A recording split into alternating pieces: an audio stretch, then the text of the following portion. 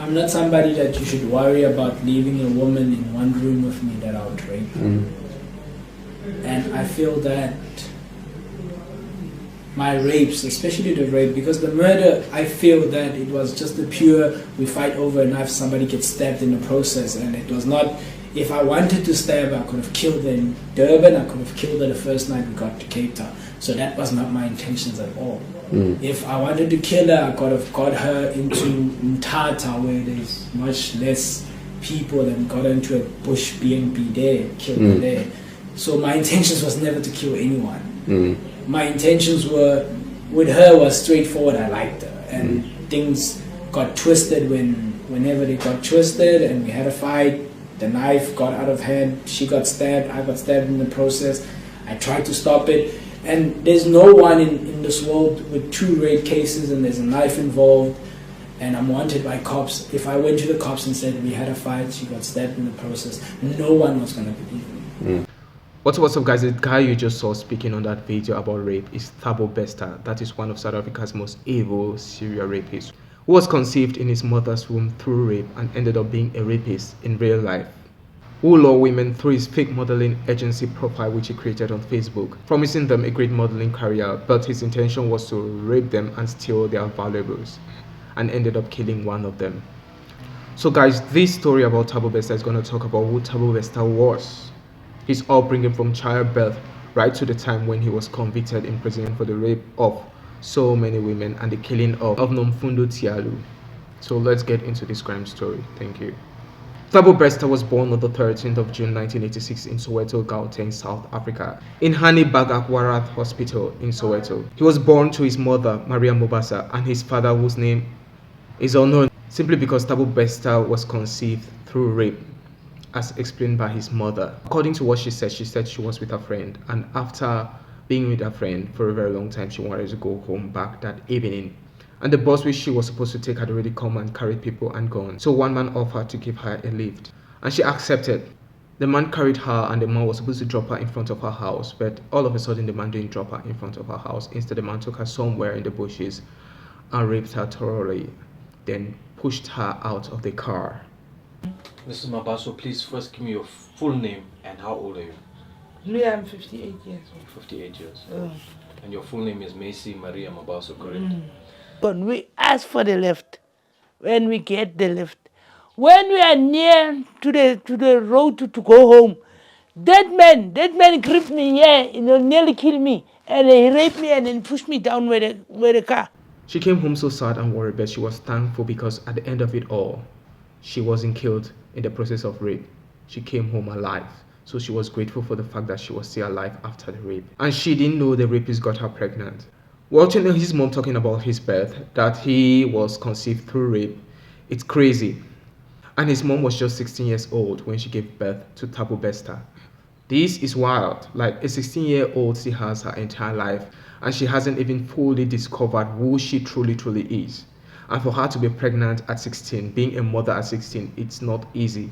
So Thabo Bester's mother decided to give Thabo Bester, when he was 1 year old, to her mother to take good care of Thabo Bester because she was young and she had her entire life in front of her, and she had her aspirations and dreams to achieve. And Thabo Bester being in her life, it would be so strenuous on her, considering the fact that she was just 16 years and she didn't consent to have sexual intercourse with the rapist. The rapist just raped her all of a sudden.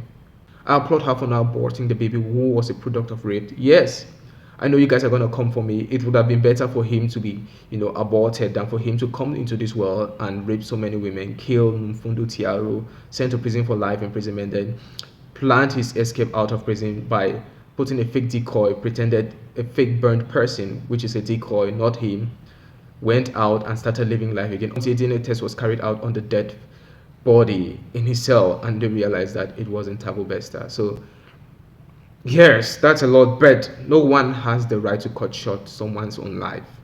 He has taken the life of other people. He's going to pay for it in prison, and his mother had no right to cut off the life of Thabo Bester because it wasn't Thabo Bester's fault. The man had to rape her so that she can bring him into this world. It was just the way Thabo Bester was raised. He wasn't raised properly, Her mother kicked her out of the house, and she said for 11 years she didn't visit home and to check on Thabo Bester and check on her mother because they were both bitter enemies.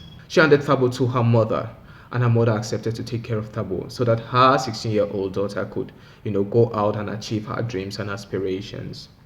And when Thabo was around 3 years old, she came over to visit her mother and check on Thabo. Her mother kicked her out of the house. As her mother kicked her out of the house, it was close to like 11 years she didn't come back home to see her mother or talk with Thabo Bester.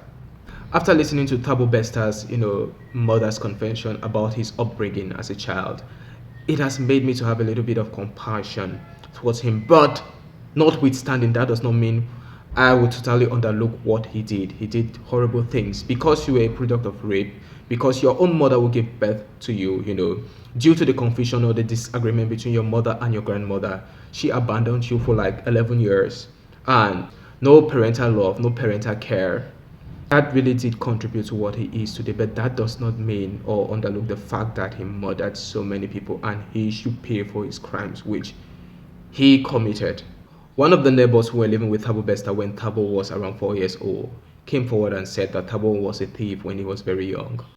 Now, time to time, Thabo Bester would steal things from the houses of neighbors, and immediately they would kind of like take back what he had stolen, and no one would kind of like reprimand him, since as he was growing with his grandmother. And grandmothers or grandparents are so caring towards grandchildren. They don't really care. They don't want parents to beat them or correct them in a very harsh way. Another neighbor recalled that Thabo Bester had stolen a huge sum of money from one of the houses of his grandmother's neighbor, and he brought the money home, and his grandfather asked him, "Where are you coming from with this money, this huge amount of money?" He said one of the neighbors gave it to him, and his grandfather took him back to one of the neighbors' house, which he stole the money from, and returned the money.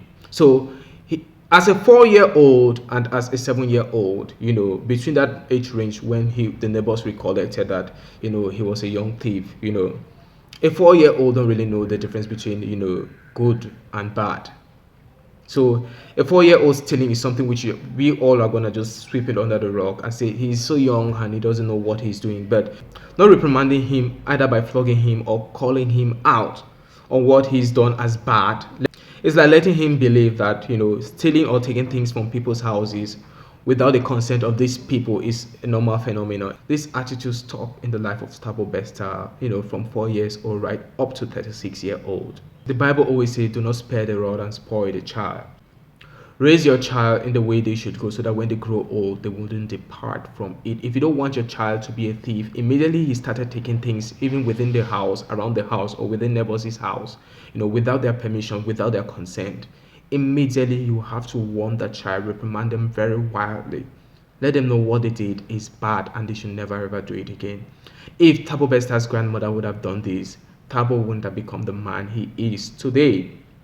After the fight between Thabo's mother and his grandmother, Thabo's mother left Thabo with his grandmother and never saw him again for close to like 11 years. And only came back to see her mother when her mother died. And at the time, Thabo was 17 years of age. She tried to take Thabo along with her to her house. Thabo refused going along with her to her house. So she can't blame Thabo. No. For close to like 12 or 13 years, your biological son hasn't seen you, and you pop up one day after his grandmother's dead, and you decided that you want to take him along with you to your house to be his new guardian after his grandmother, who was his guardian's passing. I don't blame Thabo for not following his mother. But according to his mother, he abandoned Thabo since Thabo never wanted to come along with her after his grandmother's passing so that she can become his new guardian. He abandoned Thabo and moved on with her life. And one day she got a call from the police people telling her to come and sign an undertaking for Thabo, that Thabo was caught stealing, something. And she came and she signed the undertaking and left, and Thabo was immediately released. When Thabo was in his early 20s, this is where he abandoned the petty theft life and even got bigger. He opened a fake modeling Facebook account to lure women to come over, to his modeling agency, promising them great modeling careers. He lured women from Cape Town, from Johannesburg, from Port Elizabeth, from Pretoria, all over South Africa. And when they will come along, he will rape them, steal their valuables, steal their iPhones, steal their laptops, then kick them out of his house. So he will always do this thing. But one day, there was one crime which he committed that broke the camel's back, which got Thabo to be arrested and given life imprisonment. It was the death of Nomfundo Tialo. The death of Nomfundo Diallo would be the death that would dub Thabo as South Africa's Facebook serial rapist. Nomfundo Diallo was a car-chased person who had a successful career, but she wanted to become a model. She had the build, the figure, and the physical looks to become a model. She contacted Thabo Besta's fake modeling agency. Thabo Besta promised her modeling contracts in Cape Town to walk the runway in Cape Town and Johannesburg, and she believed. She came over and Thabo Besta raped her, robbed her of all her valuables, took all the cash which was on her, proceeded to ask her to give him her password for her laptop, and she said no, she's not going to give her password for her laptop. Then Thabo Besta stabbed her and killed her. So someone rang the alarm of the death of Nomfundo Diallo in Thabo Besta's apartment, and the police came over to Thabo Besta's apartment and saw Nomfundo Diallo laying there dead with blood oozing out of her body with stab wounds all over her stomach. The police immediately started their preliminary investigation on the issue and allocated them to Thabo Besta. Thabo Besta's face came up throughout all South Africa's media outlets and social media platforms. All the other women which he raped came forward and accused him of raping them and stealing their valuables.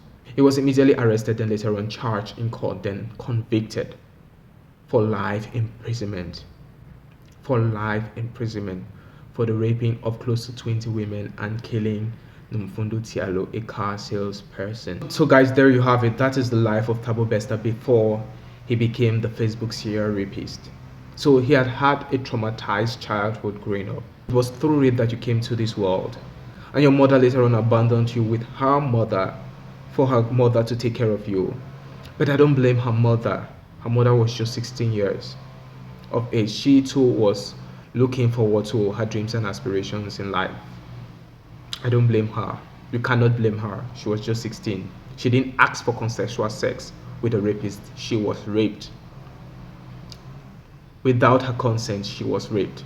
So we can't blame the mother. Now we can blame the grandmother for how the grandmother raised Thabo Besta, and also blame the mother for just abandoning Thabo Besta with her own mother and went ahead and started fighting for her dreams and aspirations in life. Like, that wasn't cute at all of a mother.